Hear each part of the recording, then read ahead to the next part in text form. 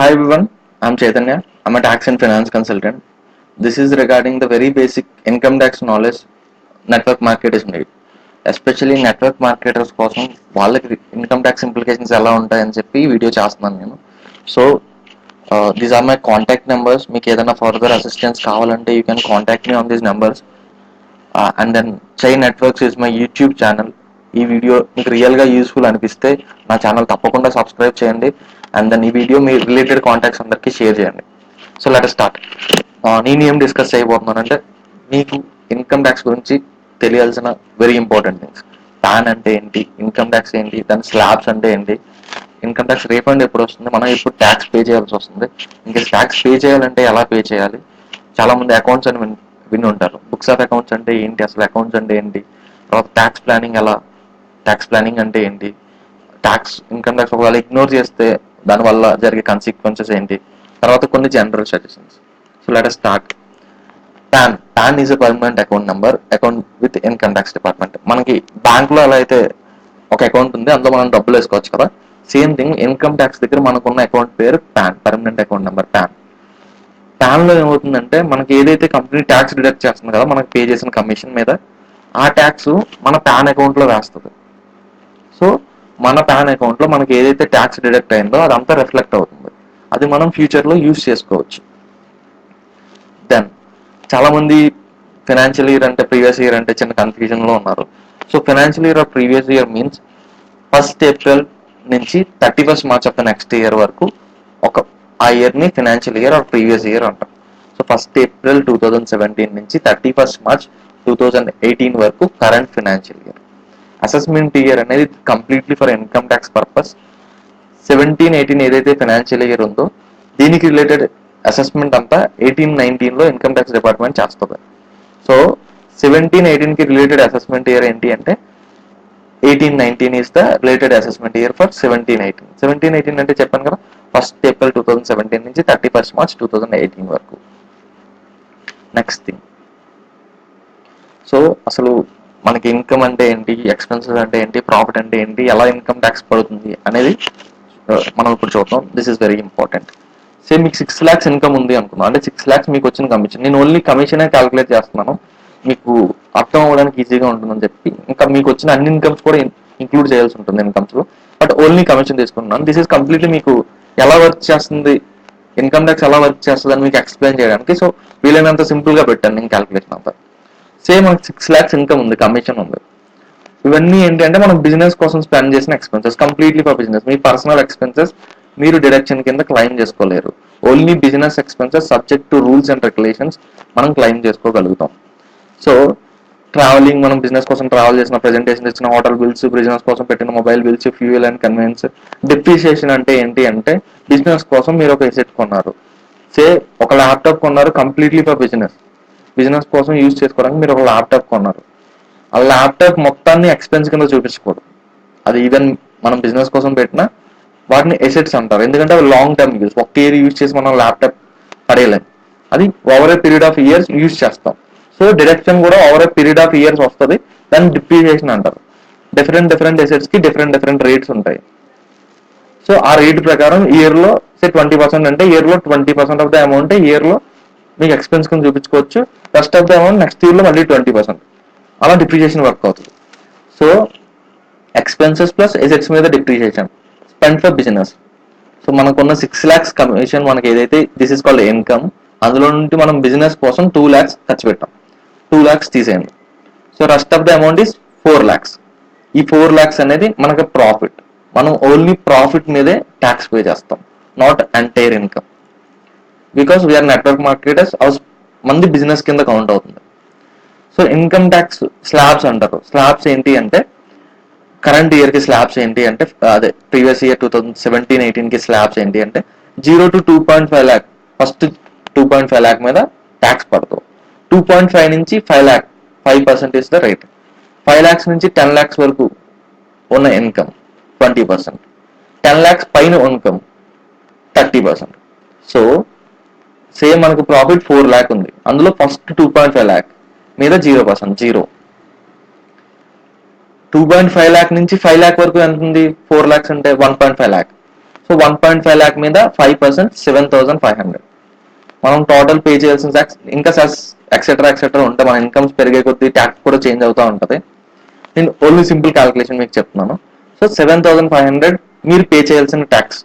కానీ మనకు వచ్చే 6 lakhs కమిషన్ మీద company 5% of the amount tax deduction at source TDS కింద డిడక్ట్ చేసి మన పాన్ కార్డ్ లో యాడ్ చేసింది. సో మనకి 30,000 ఆల్రెడీ డిడక్ట్ అయిపోయింది, వేరే మనం 7,500 పే చేయాలి. So balance of the amount 22,500 మనం ఎక్స్ట్రా పే చేసాం. అది ఇప్పుడు ఇన్కమ్ ట్యాక్స్ రిటర్న్ ఫైల్ చేసి మనం రీఫండ్ కింద క్లెయిమ్ చేసుకుంటాం. అది మన బ్యాంక్ అకౌంట్ లో పడుతుంది. As of now only financial year 15-16 and 16-17 కి ఎవరైనా ఇన్కమ్ ట్యాక్స్ రిటర్న్స్ ఫైల్ చేసుకోకపోతే వాటికి మాత్రమే టైం ఉంది. అంత ముందు ఇయర్స్ ఫైల్ చేయడానికి ఇప్పుడు టైం లేదు. సో ఓన్లీ 15-16 అండ్ 16-17 ఇయర్స్ కి రిలేటెడ్ ఇన్కమ్ ట్యాక్స్ రిటర్న్స్ ఎవరైనా ఫైల్ చేసుకోకపోతే వాళ్ళకి ఎవరికైనా రిఫండ్ వచ్చే ఛాన్స్ ఉంటే వాళ్ళు నన్ను కాంటాక్ట్ చేస్తే నేను return at the most affordable fees returns file చేస్తాను. సో దట్ మీకు ఏదైతే రీఫండ్ ఉందో అది మీరు క్లెయిమ్ చేసుకోవచ్చు. This is refund case. వెరాజ్ మనకి 18 lakhs ఇన్కమ్ ఉంది, మనకు ఒక 6 lakhs బిజినెస్ ఎక్స్పెన్సెస్ ఉన్నాయి. So 12 lakhs is our profit. 12 lakhs మీద మనం ట్యాక్స్ పే చేయాలి. ఫస్ట్ 2.5 lakh మీద 0%, 2.5 lakh నుంచి 5 lakhs లోపు ఉన్న ఇన్కమ్ అంటే అగైన్ ఇంకో 2.5 lakh ఉంది, దాని మీద 5%. 5 lakhs నుంచి 10 lakhs వరకు ఉన్న ఇన్కమ్ అంటే డిఫరెన్స్ 5 lakhs. 5 lakhs మీద 20%. అబౌవ్ 10 lakhs ఉన్న ఇన్కమ్ 12 lakhs లో అబౌవ్ 10 lakhs 2 lakhs ఉంది, 2 lakhs మీద 30%. సో 60,000 టోటల్ గా మనం పే చేయాల్సింది 1,72,500. వేరాజ్ మనకు వచ్చిన 18 lakhs మీద 5% ట్యాక్స్ డిడక్ట్ చేసింది కంపెనీ, అది మన పాన్ అకౌంట్ లో ఉంటుంది. సో మనకు డిడక్ట్ చేసింది 90,000, మనం పే చేయాల్సింది 1,82,000. సో ఇంకా మనం పే చేయాల్సింది 82,500. ఇది మనం పే చేయాల్సి ఉంటుంది. సో ఇన్ కేస్ మనకు రీఫండ్ ఉంటే రిటర్న్ ఫైల్ చేసి రీఫండ్ క్లెయిమ్ చేసుకోవాలి. ఇన్ కేస్ మనకి ట్యాక్స్ పేయబుల్ ఉంది, ఇది ఎప్పుడు పే చేయాలి, అంతా అయిపోయాక ఈ రెండులో పే చేయడానికి కాదు. ఇది ఏంటి అంటే ఇన్ కేస్ ట్యాక్స్ పేయబుల్ మనం పే చేయాల్సిన ట్యాక్స్ ఆఫ్టర్ టీడీఎస్ అడ్జస్ట్ చేశాక 10,000 ఆర్ అబౌవ్ ఉంటే అడ్వాన్స్ ట్యాక్స్ అని చెప్పి ఒక కాన్సెప్ట్ ఉంది ఇన్కమ్ ట్యాక్స్ లో.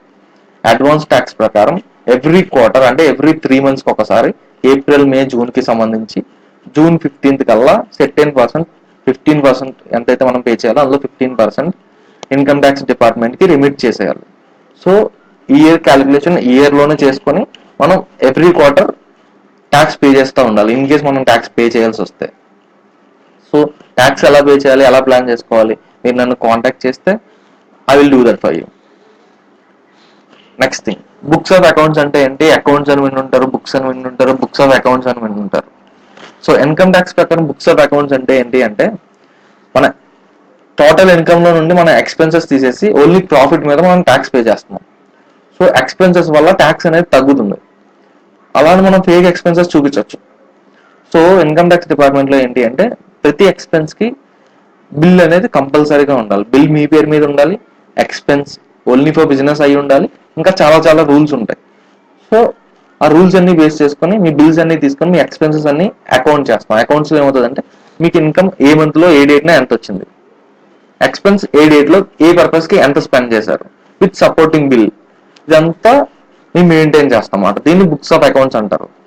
సో మీరు చేస్తున్న ప్రతి ట్రాన్సాక్షన్ ఇన్కమ్ వచ్చేదన్నా మీరు ఎక్స్పెన్స్ పెట్టేదన్నా రెండు మేము ట్రాక్ చేసే ట్రాన్సాక్షన్ అకౌంట్ చేస్తాం అన్నమాట. అదంతా కలిపి బుక్స్ ఆఫ్ అకౌంట్స్ అంటారు. So bills are very mandatory. Bills ఖచ్చితంగా పెట్టుకోండి, బిల్స్ మీ పేరు మీద ఉండేలా చూసుకోండి. వీలైనంత వరకు క్యాష్ లో పే చేయొద్దు, బ్యాంక్ ద్వారానే పేమెంట్స్ చేయండి. సో బుక్స్ ఆఫ్ అకౌంట్స్ ఎవరు మెయింటైన్ చేయాలి? సో ఖచ్చితంగా మెయింటైన్ చేయాల్సిన వాళ్ళు బుక్స్ ఆఫ్ అకౌంట్స్ ఖచ్చితంగా మెయింటైన్ చేయాల్సిన వాళ్ళు. మీకు వచ్చే కమిషన్ 25 lakhs ఆర్ మోర్ ఉంటే మీరు ఖచ్చితంగా బుక్స్ ఆఫ్ అకౌంట్ మెయింటైన్ చేయాలి. మీ ప్రాఫిట్ తో సంబంధం లేదు. మీకు ఇన్ కేస్ కమిషన్ వచ్చేది 25 lakhs ఆర్ మోర్ అయితే మీరు ఖచ్చితంగా బుక్స్ ఆఫ్ అకౌంట్స్ మెయింటైన్ చేయాలి. ఆర్ఎల్స్ కమిషన్ తో సంబంధం లేకుండా మీకు ప్రాఫిట్ 2.5 lakh ఆర్ మోర్ ఉంది అంటే ఇందాక ఆయన 6 lakhs వచ్చింది కానీ 2 lakhs ఎక్స్పెన్సెస్ ఉన్నాయి బిజినెస్ కి. So 4 lakhs is profit, 2.5 lakh కన్నా ఎక్కువ. సో 2.5 lakh కన్నా ఎక్కువ కాబట్టి ఆయన ఖచ్చితంగా బుక్స్ ఆఫ్ అకౌంట్స్ మెయింటైన్ చేయాలి. బుక్స్ ఆఫ్ అకౌంట్స్ మెయింటైన్ చేయడం అంటే మీరు నన్ను కన్సల్ట్ చేస్తే మీరు ఎలా మెయింటైన్ చేయాలి ఏంటి అనేది, మీరు ఏం ప్రొవైడ్ చేయాల్సి ఉంటుంది ఏంటి అనేది నేను మీకు చెప్తాను. తర్వాత ఈ బుక్స్ ఆఫ్ అకౌంట్స్ ఏంటంటే 6 years వరకు సేఫ్ గా ఉండాలి. ఇన్కమ్ ట్యాక్స్ డిపార్ట్మెంట్ కి ఎప్పుడు ఏ క్లారిఫికేషన్ కావాలన్నా మనం అడుగుతుంది. మనం ఖచ్చితంగా ప్రొవైడ్ చేయాల్సి ఉంటుంది. It's there right. నేను మోస్ట్ అఫోర్డబుల్ ఫీజులో all the services I will be providing you. Tax planning అంటే ఏంటి? ట్యాక్స్ ప్లానింగ్ అంటే ఇన్కమ్ ట్యాక్స్ లో కొన్ని ఎగ్జామ్షన్స్ అని, కొన్ని డిడక్షన్స్ అని చెప్పి కొన్ని కాన్సెప్ట్స్ ఉంటాయి. అవి ఏంటి అంటే ఎందులో ఇన్వెస్ట్ చేస్తే మీకు ట్యాక్స్ తగ్గుతుంది, లేకపోతే ఏ ఇన్సూరెన్స్ పాలసీ తీసుకుంటే ట్యాక్స్ తగ్గుతుంది, అలా చాలా ఉంటాయి. చిల్డ్రన్ ఎడ్యుకేషనల్ ఫీజు ఉంది, తర్వాత డొనేషన్స్ ఇస్తాం, ఎవరికి ఇస్తే ఎక్కువ ట్యాక్స్ వస్తుంది, ఎక్కువ ట్యాక్స్ తగ్గుతుంది. సో ఇలా చాలా క్యాలిక్యులేషన్స్ ఉంటాయి అన్నమాట. సో అవన్నీ ఎలా ప్లాన్ చేసుకోవాలి, మీరు ఏదన్నా చేద్దాం అనుకుంటే మీరు ఏ విధంగా చేస్తే దానివల్ల మీకు ట్యాక్స్ ఎక్కువ సేవ్ అవుతుంది అనేది అడ్వైస్ చేస్తాం మేము. సో ఇన్ కేస్ మీకు ఇన్కమ్ ఎక్కువ ఉంది, ట్యాక్స్ ప్లానింగ్ అవసరం, so please do contact me. Tax planning అంతా మీకు చేయడం జరుగుతుంది. ఇన్ కేస్ నాన్ కంప్లైన్స్, నేను ఇన్కమ్ ట్యాక్స్ నేను కట్టాలి కానీ కట్టను, ఏమవుతుంది? ఫస్ట్ థింగ్ మీకు నోటీస్ ఇస్తారు. నోటీస్ ఇచ్చాక మీకు ఎక్స్ప్లెనేషన్ అడుగుతారు, ఎందుకు కట్టలేదు, మీరు కట్టాల్సి ఉంది ఎందుకు కట్టలేదు, మీరు ఇన్కమ్ ట్యాక్స్ ఎందుకు ఫైల్ చేయలేదు అని చెప్పి. దానికి మళ్ళీ మనం ఒక రిప్లై పెడతాం, వాళ్ళు మళ్ళీ ఒక నోటీస్ ఇస్తారు. సో ఆ ప్రాసెస్ అంతా రన్ అవుతుంది. అల్టిమేట్లీ మీరు పే చేయాల్సిన ట్యాక్స్ మీరు పే చేసే వరకు వాళ్ళు వదలరు. ఇన్కమ్ ట్యాక్స్ ని ఎస్కేప్ చేయడం ఇంపాసిబుల్. మీరు జాగ్రత్తగా ప్లాన్ చేసుకోవాల్సి ఉంటుంది. ఇప్పుడు మీరు ట్యాక్స్ పే చేయకపోతే ఫ్యూచర్ లో along with interest and huge penalties కలిపి పే చేయాల్సి ఉంటుంది. సో ఈ రోజు మీరు 1000 రూపాయలు ట్యాక్స్ పే చేయలేదు, ఫ్యూచర్ లో మళ్ళీ 1000 రూపాయలు పే చేయాలి, ప్లస్ ఇన్ని రోజులు పే చేయనందుకు దాని మీద ఇంట్రెస్ట్ పే చేయాలి, ప్లస్ అసలు పే చేయనందుకు దాని డిఫాల్ట్ చేసినందుకు దానికి పెనాల్టీ పే చేయాలి. Penalty up to 200% of tax ఉండే ఛాన్స్ కూడా ఉంది, depends on the cases. So మీరు 1000 రూపాయలు ట్యాక్స్ కడితే, ట్యాక్స్ ఎబేట్ చేస్తే, అంటే 1000 రూపాయల ట్యాక్స్ మీరు కట్టడం మానేస్తే ఫ్యూచర్ లో వాళ్ళు చెక్ చేస్తే మీకు 1000 రూపాయల ట్యాక్స్ కట్టించుకుంటారు, దాని మీద ఇంట్రెస్ట్ కట్టించుకుంటారు. పెనాల్టీ 1000 రూపాయలకి 2000 రూపాయలు పెనాల్టీ కింద కూడా వేసే ఛాన్స్ ఉంది. తర్వాత ఇంకా సివియర్ కేసెస్ అయితే ప్రాసిక్యూషన్ కూడా ఉంటుంది, అండ్ అరెస్ట్, జైల్ అలాంటివి కూడా ఉంటాయి. మీరు చాలా మంది మన పేపర్లో చూస్తూ ఉంటాం. సో ప్రాక్టికల్ గా ఏం జరుగుతుంది అంటే మనం ఇప్పుడు పే చేయకుండా అవాయిడ్ చేస్తే ఫ్యూచర్ లో వాళ్ళు నోటీసులు అవి ఇస్తారు, మనకు బాగా టైం వేస్ట్ చేస్తారు. సో వాళ్ళని బ్రైబ్ చేయాల్సి ఉంటుంది, ఇది ఒక అడిషనల్ ఎక్స్పెన్స్, అన్నెసరీ మనకి టెన్షన్ అది వస్తుంది ఏంటి. సో కొంతమంది రాంగ్ కన్సల్టెంట్స్ వాళ్ళు ఏంటంటే వాళ్ళకి షార్ట్ టర్మ్ లో బెనిఫిట్ వస్తుంది అని చెప్పి మీకు ఎక్కువ రిఫండ్స్ పెట్టడం, ఫేక్ ఎక్స్పెన్సెస్ పెట్టడం, ఇలాంటివి పెట్టి మీ ఇన్కమ్ ట్యాక్స్ రిటర్న్స్ ఫైల్ చేస్తారు, వాళ్ళు డబ్బులు తీసుకొని వెళ్ళిపోతారు. ఫ్యూచర్ లో ఏదైనా ఇష్యూ వచ్చిందంటే కంప్లీట్లీ మీకే సంబంధం, అన్లెస్ మీకు ఆడిట్ జరిగితే తప్ప ఫైల్ చేసిన వాళ్ళకి ఇన్కమ్ ట్యాక్స్ కి ఏం సంబంధం ఉండదు, మీరు ఫైల్ చేసినట్టే కౌంట్ అవుతుంది. సో ఆడిట్ జరగాలంటే మీకు వచ్చే కమిషన్ 2 crores ఆర్ అబోవ్ ఉండాలి. 2 crores ఆర్ అబోవ్ మీకు వచ్చే కమిషన్ ఉంటే అప్పుడు మీరు ఖచ్చితంగా ఆడిట్ చేయించుకోవాలి. అప్పుడు ఎవరైతే ఆడిట్ చేశారో వాళ్ళు రెస్పాన్సిబుల్ ఏదైనా మిస్టేక్ ఉంటే. బట్ 2 crores ఆర్ బిలో ఉన్న వాళ్ళందరికీ ఏంటి అంటే ఎవరు ఫైల్ చేసినా సరే అల్టిమేట్ గా మీరే రెస్పాన్సిబుల్, ఫైల్ చేసిన పర్సన్ కి ఏ ఇంపాక్ట్ ఉండదు. And especially for network marketers, file చేయకపోతే ఫ్యూచర్ లో వచ్చే కాంప్లికేషన్స్ వల్ల మనకి రెప్యుటేషన్ లాస్ చాలా జరుగుతుంటాయి. ఎందుకంటే reputation is very important in this field. File చేస్తే మనకు వచ్చే బెనిఫిట్స్ ఏంటి? First thing is clean record ఉంటుంది, ఫ్యూచర్ లో మనం దేనికి భయపడాల్సిన అవసరం ఉండదు. అండ్ ఇంకా ఇంపార్టెంట్ ఏంటి అంటే మనం నెట్వర్క్ మార్కెట్స్ మనకు వచ్చే ఇన్కమ్ లెవెల్స్ ఎలా ఉంటాయని నాకు తెలుసు. సో నెట్వర్క్ మార్కెటర్స్ చెప్పింది వాళ్ళు నమ్మాలి అంటే income tax is the best proof. ఒక ఇన్కమ్ కి ప్రూఫ్ ఇన్కమ్ ట్యాక్స్, అంతకన్నా ప్రూఫ్ ఏమి ఉండదు ఇండియాలో. సో మన ఇన్కమ్ ట్యాక్స్ ఫైల్ చేసి మన ప్రూఫ్స్ నాకు ఇంత ఇన్కమ్ వచ్చింది ఇలా అని చూపిస్తే దానికి వాళ్ళు క్వశ్చన్ చేయడానికి ఛాన్స్ లేదు. That is ultimate. Next thing ఏంటంటే ఫ్యూచర్ లో మీరు ఏమన్నా లోన్స్కి వెళ్ళాలి అనుకుంటే income tax returns are compulsory for bankers. Bank లో గవర్నమెంట్ ఇచ్చిన income certificates are not entertain. Completely మీ ఇన్కమ్ ట్యాక్స్ ప్రొఫైల్ ఎలా ఉందనే చూస్తారు, దాన్ని బట్టి మీకు లోన్స్ ఇవ్వడం జరుగుతుంది. ప్రజెంట్ మీకు చెప్పాను కదా 2015, 16 అండ్ 16, 17 ఇయర్స్ కి మాత్రమే ఇన్కమ్ ట్యాక్స్ రిటర్న్స్ ఫైల్ చేయడానికి టైం ఉంది. అంతకన్నా ముందు ఇయర్స్ ఫైల్ చేయడానికి టైం లేదు.